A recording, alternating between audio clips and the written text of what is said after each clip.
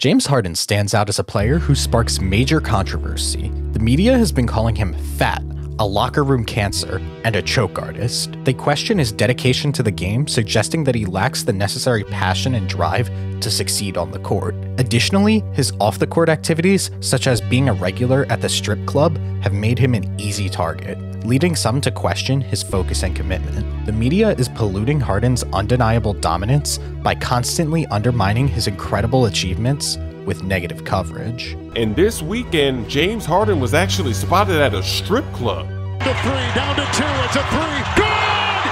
Good! James Harden was so bad, so horrible last night, it almost looked intentional. And that might be the single greatest crossover in the history of the NBA. From showing up fat as to the game. 61 for Harden!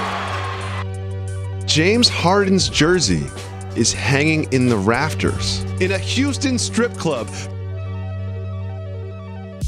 Throughout all of the damaging media coverage and the decline of his public image, Harden, in true MVP fashion, has consistently put up historic numbers during his career. James Harden's journey to the NBA began when he was drafted 3rd overall by the Thunder, joining a star-studded team that included Kevin Durant and Russell Westbrook. During his initial years, Harden played the role of third option behind Durant and Westbrook, despite showcasing glimpses of his potential. It was in the 2011-12 season that Harden truly displayed his scoring prowess, averaging an impressive 16.8 points per game, and that was coming off the bench.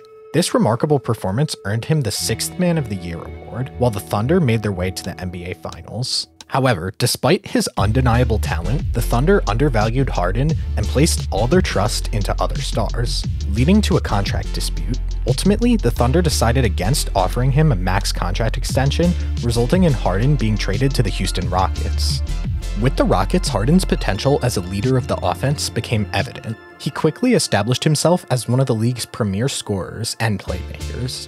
In his 8 years in Houston, Harden averaged an impressive 29.6 points per game, 7.7 assists per game, and 6 rebounds per game. Harden's time in Houston showcased his ability to dominate the game and solidified his reputation as one of the league's brightest stars. Heading into the 2017-18 season, the Houston Rockets decided to shake things up, leading to one of the most extraordinary seasons in NBA history. Under the guidance of Daryl Morey and the Rockets' analytical approach, they implemented a strategy focused on high percentage shots, specifically prioritizing three-pointers and close-range attempts, since they have the best risk-reward. With this new game plan, the Rockets placed Harden in isolation more than any player in the NBA, allowing him to showcase his unparalleled shot-creating skills and decision-making. Harden would do one of the following things when he got in isolation.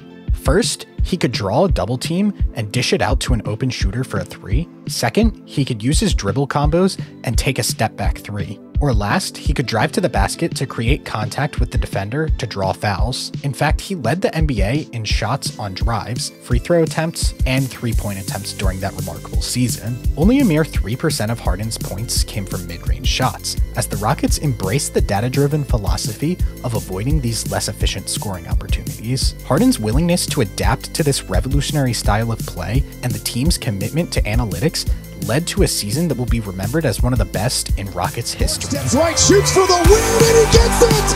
Aaron Gordon beats the buzzer, and the Rockets have come from behind!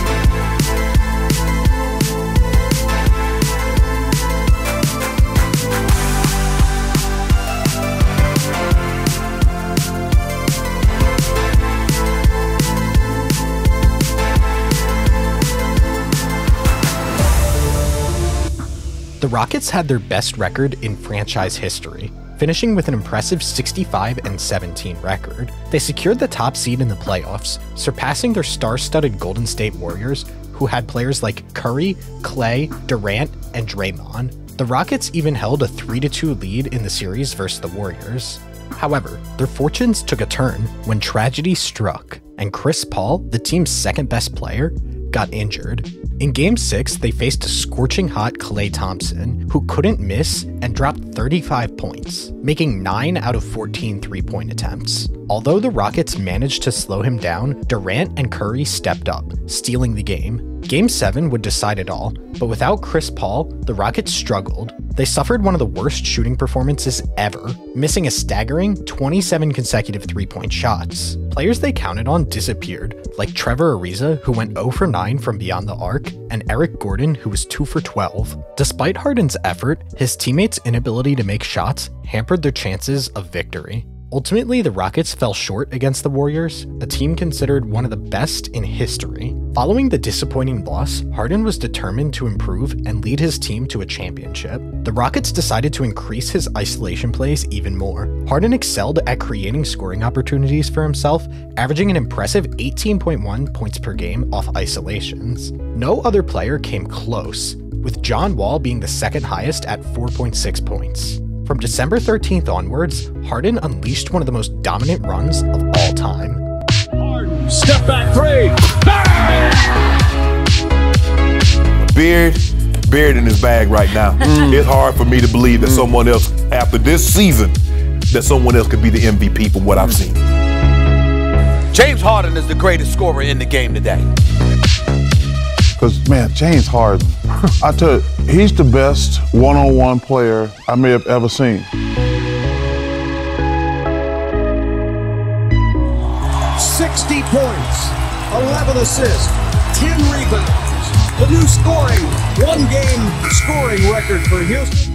He went on a record-breaking streak, scoring at least 30 points and dishing out 5 assists in 16 consecutive games, the longest streak ever achieved in NBA history. But he didn't stop there. Harden continued to dominate, dropping 30-plus points in an astonishing 32 consecutive games between December 13th and February 21st. The only player to achieve a similar feat was Wilt Chamberlain, who played in the 1960s when he faced centers who were plumbers. No one else has scored 30-plus points in more than 18 consecutive NBA games. In the 77 years of the NBA, only 6 players have had multiple 60-point games.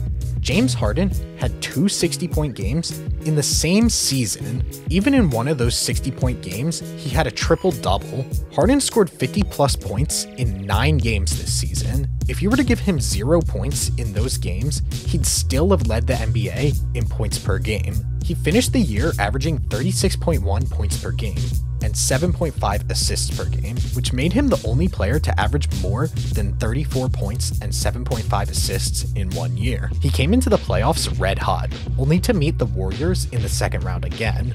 The Rockets lost this series in 6 games. The next year, James Harden continued his dominance. However, the Rockets traded Chris Paul for Russell Westbrook. Westbrook was not the answer for Houston. He did not play well alongside Harden, as he did not pose a threat to shoot and also commanded high volume touches in the offense. The Rockets' offense shifted less away from Harden doing everything and instead becoming a shared committee between Westbrook and him. In this playoffs, Westbrook shot an abysmal 24% from 3 and scored only 10 points in the elimination game. Then in the 20-21 season, James Harden was traded to the Nets. This was the start of decline for Harden. He faced lingering hamstring issues, which are still an issue to this day.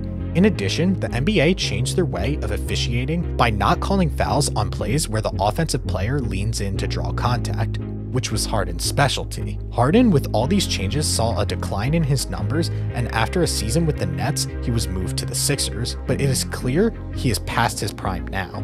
Harden, after these injuries, is not the same in isolations and has a slower first step. Many ISO-heavy guards struggle as they age, and Harden is a product of this disappointing career trajectory. For example, Allen Iverson, one of the NBA's greatest isolation players ever, had the same problem as Harden. When Iverson was 33, he had hamstring injuries and struggled to make his quick first step. Once Iverson saw this first hamstring injury, at that age, his career was never the same. The media painted Allen Iverson as someone who didn't practice and didn't care. He's talking about practice. But in reality, both Iverson and Harden are iconic players who the media tried to pick apart. It's been made known that James Harden is also evolving the game right now. Is that level of criticism that he's getting, is that warranted for how he's playing? No way.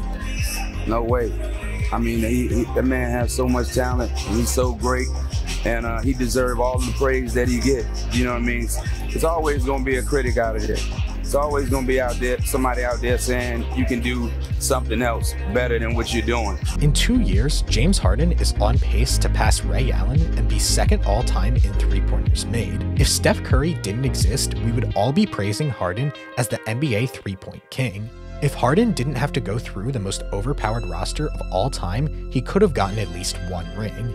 If he had the teammate support that other stars did, he could have had more playoff success. If he never got injured, maybe his prime would have lasted longer. However, these are all what-ifs, and not the truth. The sad truth is, the media wants to focus on the negatives of Harden instead of giving him credit.